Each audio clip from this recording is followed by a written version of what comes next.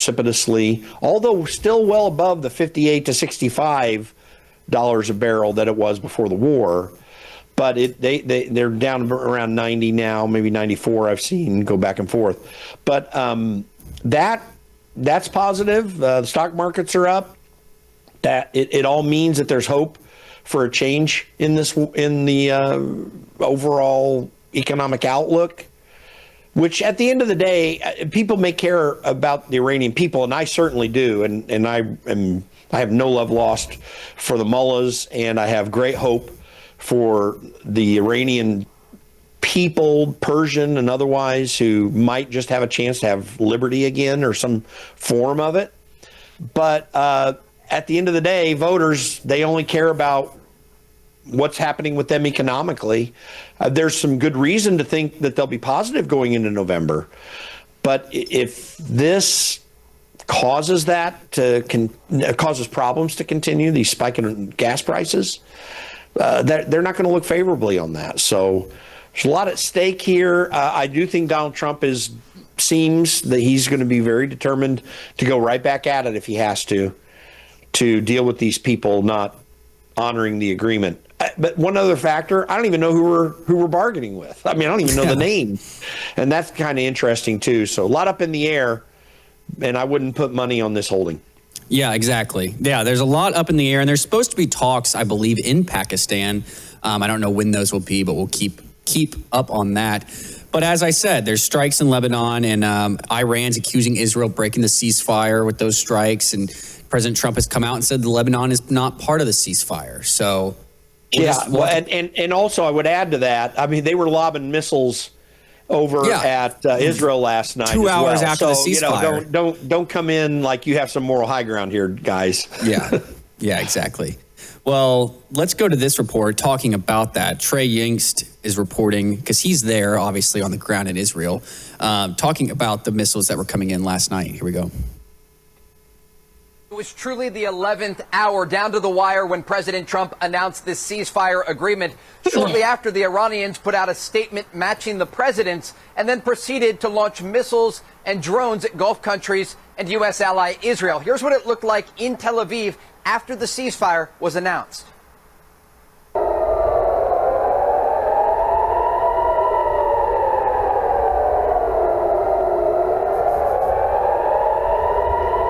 What you just saw there was an Iranian ballistic missile with a cluster warhead, those bomblets raining down on Israel's second largest city of Tel Aviv. This came after the ceasefire was announced by President Trump, and an indication that it will take time to get this agreement in place. Now, since the overnight hours, the fire has stopped toward Israel, but has continued toward Gulf countries. It was truly the 11th hour, down to the wire. So some say maybe the word hadn't gone out yet, but we'll see. I guess we'll just have to keep monitoring and see how calm it stays in the Middle East, and we'll keep reporting on it. Listen, we need to figure out what the heck's going on, okay? And I don't think anybody quite knows. I mean, I guess Donald Trump knows, and you know, people directly involved with it. But let's see. Again, I wouldn't put money on it lasting 2 weeks. Then again, you never know what might happen. Donald Trump's pulled a lot of things off that a lot of people underestimated. I also wouldn't rule out a surprise attack. I mean, President Trump is pretty good at tricking them. So we'll see. And if there's something that he thinks is a red line in all of this, he's not going to tell anybody what he's going to do. He's just going to do it, and he'll be glad to let them feel like he's still negotiating when he knows that they're in bad faith. Yep. Well, let's move on. Mayor Mamdani of New York City. We've talked about the white tax, the proposed white tax when he was running for mayor that he was proposing. Well, he was asked about that, and here's what he had to say about the racial inequities in income in New York City. Here we go. The inequities in this city, the racial inequities, We are talking about findings that have shown that the wealth of a median white household in the city is more than $200,000, while that of a black household is less than $20,000. This is not an indictment of any one New Yorker. It is an indictment, however, of policies and politics that have persisted for far too long. Our commitment now is to act upon these findings, to do so in concert with New Yorkers' comments, as we've now opened a public comment period for the next 30 days to ensure that we have a city where we are reckoning with the long history of racism here and starting to act upon a framework that puts equity right at the center of it. Thank you. Sure. All right. So in other words, he's going to discriminate against white people and tax them higher because of racism, is what he's basically saying. And that's what his plan was when he ran, right? Was to tax whiter neighborhoods. There is no government in the history of mankind that has made people directly wealthy, except when they gave special benefits to particular groups or particular individuals in direct payments to them, whether in the form of corporate welfare or indigent welfare. Doesn't matter. I mean, that's the only thing that government has the power to do. Government does not create money. Government has our money. They tax us. They take our money and then they do stuff. Governments don't create anything. The purpose of government fundamentally should only be to make sure that there is a defense for the country and that you have a court system that is fair so that when people are wronged, they have a way to bring their grievance forward and have it dealt with, and then to deal with criminal behavior. That's it. So all the problems, if they exist, that cause all this have everything to do with previous Democrat mayor policies, and they can't be fixed by new ones. In fact, the ones that he's going to ever impose are going to be more weaponized versions of the bad ones that cause the problem that exists right now. So it's like chasing after your own tail. It's like a dog chasing after its own tail. Yep. You know, he's trying to fix what he and others like him have broke over decades in New York City, ever since Rudy Giuliani was mayor, when it got much better. And I think one thing highly impacting the black community and the inability to succeed is crime. And it's the Democrat policies that are not cracking down on crime and holding people accountable, especially like cities here in Memphis. People get arrested and they get let back out 24 hours later. So, well, there's another policy, and it's a racist policy that's existed for decades, and it's called inner city public schools. I have made the case for years that inner city public schools are the last bastion of pure Jim Crow racism that exists in this country. They consign young black students who would otherwise be filled with hundreds, thousands that are capable of doing amazing things in society if they can just get that educational foundation. They have consigned them to poverty because they aren't capable of working. I'll tell you another policy, if he were to pass it, that would really in the long term help young people out, and that would be to eliminate the minimum wage. If you eliminated the minimum wage, if we could eliminate the minimum wage in this country, it would radically transform our workforce. Even undereducated people would develop skills in working that would allow them to succeed. There are many people who never got a college degree, and some who even in this day and age haven't gotten a high school degree, who have had massive financial and vocational success because they learned how to work early, both a combination of parents that helped them and a circumstance where they were able to get opportunity. Opportunity comes when government gets out of the way, not when government gets in there. The only purpose of government is to adjudicate when there are real inequities in society. And when you let me put it this way, when you read the Bible and it talks about getting justice for the poor, what Democrats and progressive so-called Christians say is that that's a welfare program for them. And that's not what it's talking about at all. What it's talking about is the fact that people of low means don't have a leg up in a society where those who are wealthy keep them from being able to come into a competitive environment to succeed. That's injustice to the poor. What Democrat policies do, and some Republican policies even have done, is treated people who need to be able to succeed in society, or at least just to have a good living for themselves. They come in and in an unjust manner give major corporations a leg up or hand money out to their peers so that they can't go any further. This is, if you want justice for the poor, have a society where the poor don't have any interaction with government in their lives and are free to make decisions that are best for them. And release the education system from the government monopoly and allow educational efforts to take place that don't have to conform to some government edict. Those two things alone would make a massive difference in any inequities that exist. And then the inequities would exist because of personal decision as opposed to government decision. Yeah, and don't allow people to sit on government assistance their whole life. Find ways and programs to get them off of government assistance and get them a job, because no one's going to have a lot of money sitting on government assistance and taking a check from the government. I mean, that's just common sense. So just look at education. You want to talk about a welfare payment? Excuse me. Take a look at, again, to New York City public schools. I think they still have what they call their rubber room. The rubber room there is for sexual offenders and criminal teachers who cannot get fired. They can't fire them, so they throw them into what they call the rubber room, which is some building there in New York City where they still get their six-figure income, and but they have to be separated from students. Like, how can you run an education system where you have to deal with something like that? Ridiculous. Well, let's go. Well, I have one more clip, actually, from New York City that I'll play real quick. Mamdani has signed an executive order establishing the new Mayor's Office of LGBTQIA+ Affairs, headed by Taylor Brown, a mentally ill man pretending to be a woman, obviously. That is from a X account, lives at TikTok. Here is that clip. We all know too well, the queer community as well as intersecting communities and adjacent communities are under extreme attack in this country from all angles, it seems, from the highest levels of government to society in general, and to even sometimes people that we consider friendly fire, unfortunately.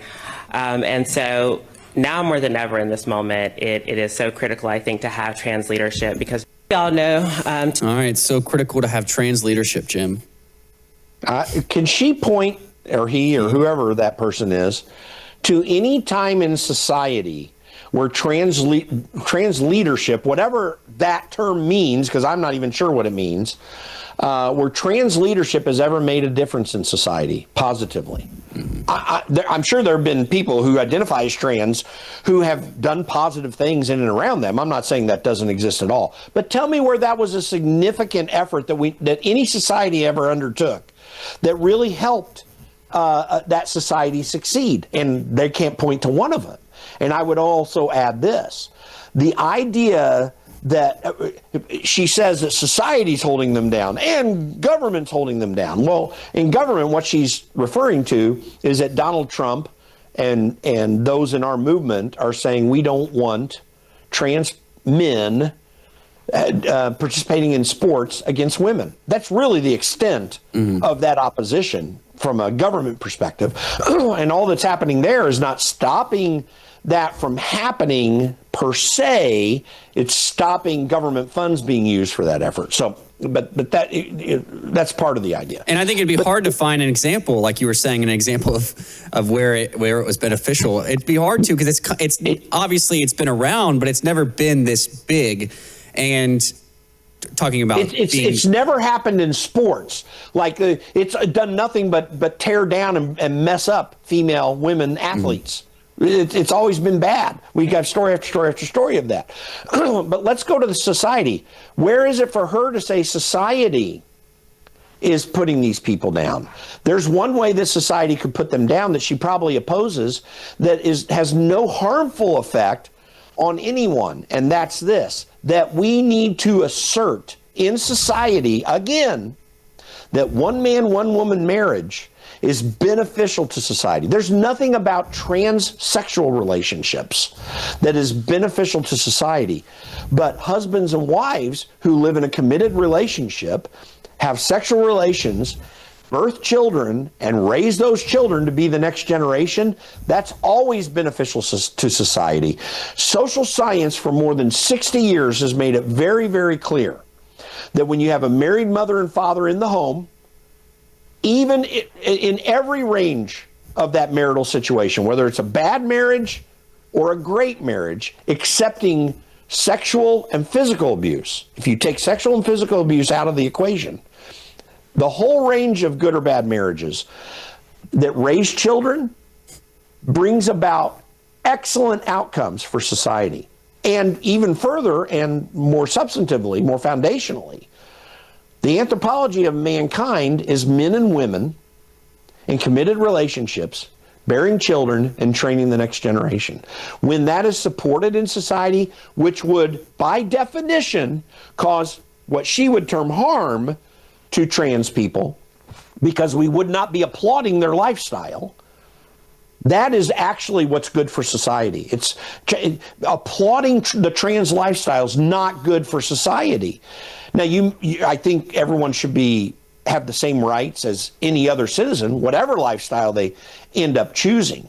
But they do not have a right for all of us to say, oh, well, that's good for society. It's not good for society. Mm-hmm. It may be the decision they made, but it's not good for society. And that is really where this battle is with the left over the trans issue. They want to normalize trans behavior, and there's no reason to normalize it in society at all. Quite the opposite. We should make sure that people know what it is and what its dangers are, both for the individual and for the society in general.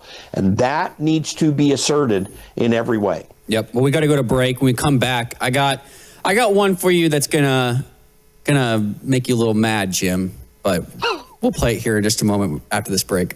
News is moving faster than ever, and so are we. Worldview Tube brings you 24/7 live stream coverage and now real-time alerts when it matters most. Once you have the Worldview Tube app installed, exit the app and navigate your way to Settings.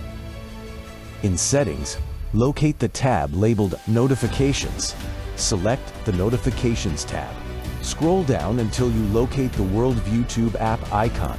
Select the tab, and here you can turn on and customize your notification experience for the Worldview Tube app. News doesn't wait, and neither should you. Turn on push notifications to stay informed. Every headline as it happens. You're watching Worldview 2, built on the 35 years of Worldview books, documentaries, research, high-profile interviews, and the radio and television broadcasts of Brannon House. All right, welcome back from the break. I'm joined back by Jim Pfaff of theconservativecaucus.com. Now, before I get to this clip, I was going to say earlier that the whole trans movement is not a new, it's more of a new thing, right? It hasn't been around. I mean, people have obviously done it, but it hasn't been this big. We need to figure out what this is stemming from. What is the cause of this to be? I mean, obviously, it's the push for people in the schools and the grooming of kids and all of this. But what is the motivation of these people that want these kids to be mentally ill? Is what it is, right? Is it money? Is it the medical industry and money for the transitions? What do you think is the cause? Well, that's one of the motivators, and it's not always about we want them to be mentally ill. I mean, they do want them to be mentally ill, but it's not quite the question to answer where this all came from. What happened was the feminist movement in the 20th century, which began in a way to try to correct some inequities that existed in some actually more limited areas of society than people want to admit. But there were some things that were there. Mm-hmm. There in this move to try to fix some of that, which I might represent as the first wave feminism of someone like Katharine Hepburn, was attempting to right some wrongs. But by the time the 1960s came about, it morphed into an anti-male effort. And you had a desire to redefine God's design for man and woman. And God's design for man and woman is not women to be subjected to men in the sense that most people think about that. So to get to that point in the 1960s, you had what was called the sexual revolution. A woman didn't have to feel like she was being, and this is, I'm speaking for what they would say at the time, a woman didn't have to feel like she was being raped by her husband because she had to be subjected to him and submit to him for sex. I mean, that's literally what some of these people at that time thought.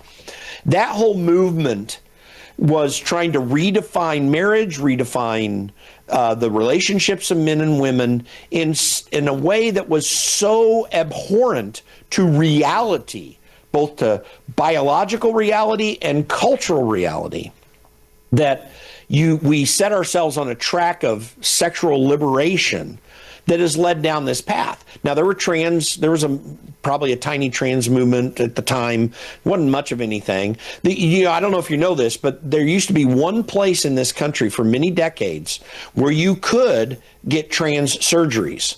And it was in a small town between the New Mexico border and Denver, actually between Colorado Springs and Denver. The name just left me. Trinidad, Colorado. There was a doctor there who did trans surgeries. People would come in there. We're talking about a handful a year, maybe a dozen a year or whatever.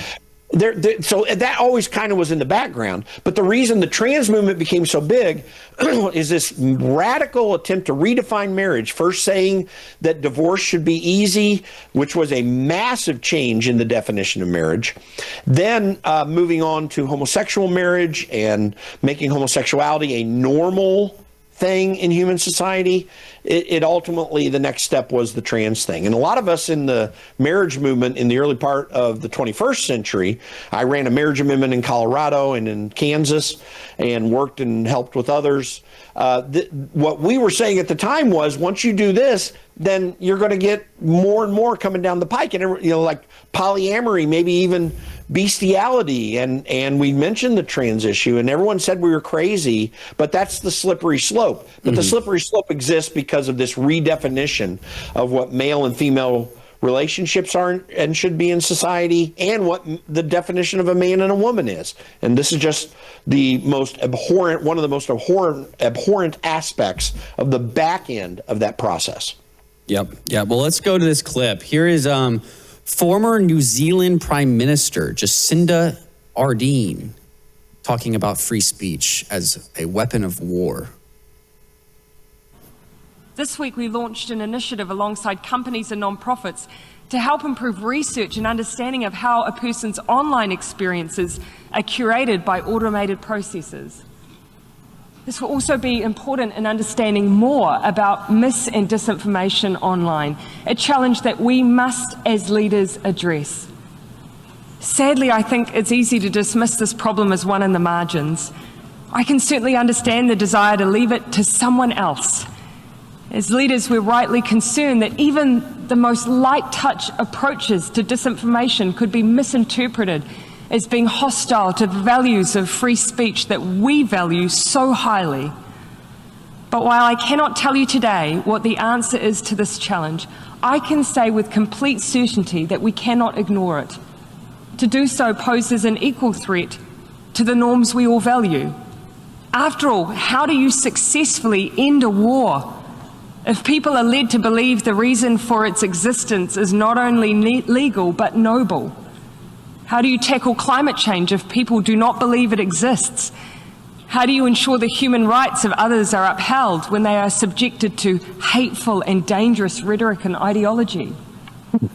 The weapons may be different, but the goals of those who perpetuate them is often the same: to cause chaos and reduce the ability of others to defend themselves, to disband communities, to collapse the collective strength of countries who work together. But we have an opportunity here to ensure that these particular weapons of war do not become an established part of warfare. In these times, I'm acutely aware of how easy it is to feel disheartened. We are facing many battles on many fronts, but there is cause for optimism, because for every new weapon we face, there is a new tool to overcome it. For every attempt to push the world into chaos is a collective conviction to bring us back to order. We have the means. We just need the collective will. These people will hear themselves speak. We can't tackle climate change if people don't believe it. Well, then make a better case for it, Jim. Well, is this new? Because she's talked like this for a long period of time, including in front of the UN. I'm not sure. It was posted recently, but it might not be. Yeah, I think it may be kind of old. But yeah, listen, this is so funny because one of the fundamental things that every human being that cares about anything needs to be good at is to understand when people are changing the meaning of terms in the middle of a debate. It's called an equivocation. She's equivocating dramatically. So, for example, supposedly she thinks free speech needs to be protected from mis and disinformation.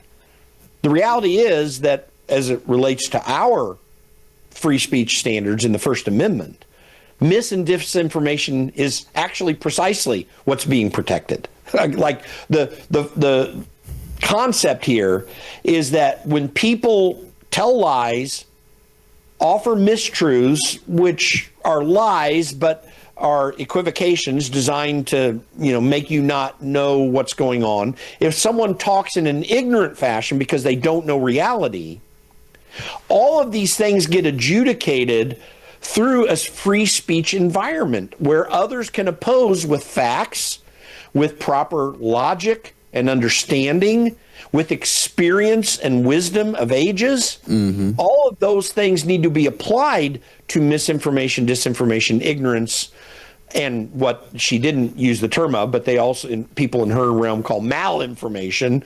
And malinformation it's bad for us. That's what she's getting at when it comes to climate change. If people don't know about climate change, how are they going to believe us? Well, what they say is opposition to climate change is malinformation, which is bad for our argument, but truth. So malinformation is actually truth in the paradigm of these people. That's the twisted way they use language. So this is something that is evil. I mean, she is from a literally evil way of thinking. Mm-hmm. We must have the will, she said. And the we she's talking to is not people, although she wants you to think that's who she's talking to. She's talking about governments. And she was trying to urge governments, you need to have the will to do something about this. This is really similar to John Boehner telling members of Congress after the Tea Party movement swept Republicans back into power that you need to be willing to take the tough votes. And the tough votes were the ones that went against their constituents, not the ones that aligned with what their constituents wanted. That's the way that Washington thinks. So this is why we have to always recognize 6,000 years of recorded human history proves the moral depravity of mankind.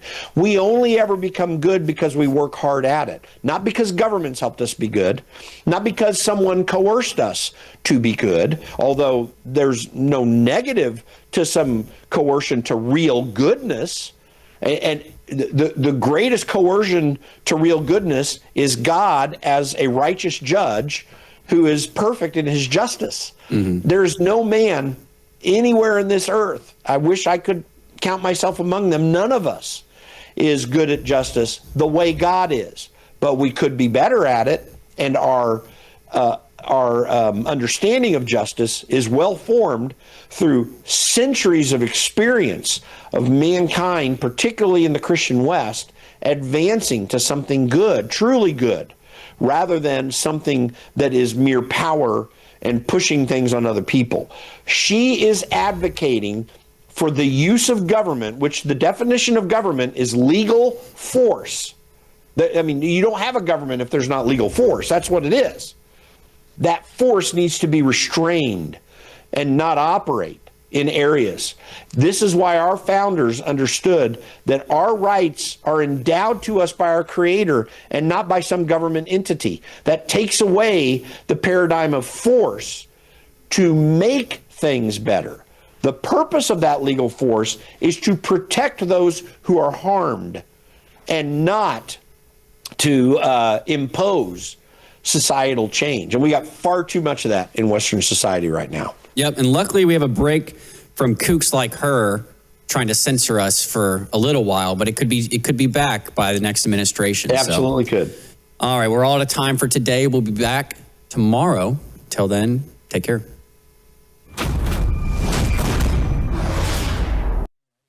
Tonight on the Worldview Report, U.S. Defense Secretary Pete Hegseth declares victory in the Iran conflict as a fragile ceasefire takes hold, even as Iran immediately violates the agreement by launching new attacks.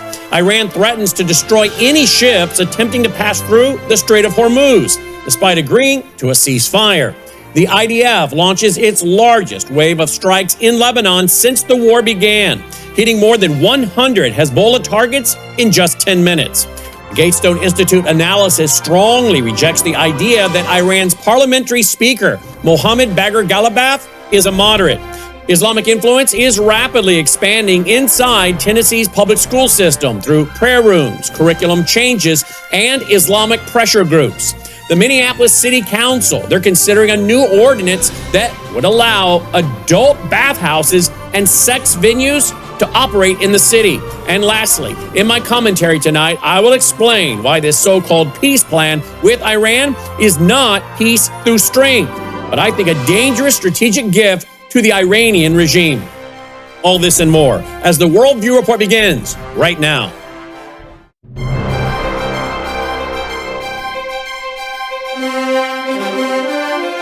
This is Worldview Report with host Brandon House. Whether it is news from the nation's capital or your state capital, from the classroom to the boardroom, from national security to national and local news,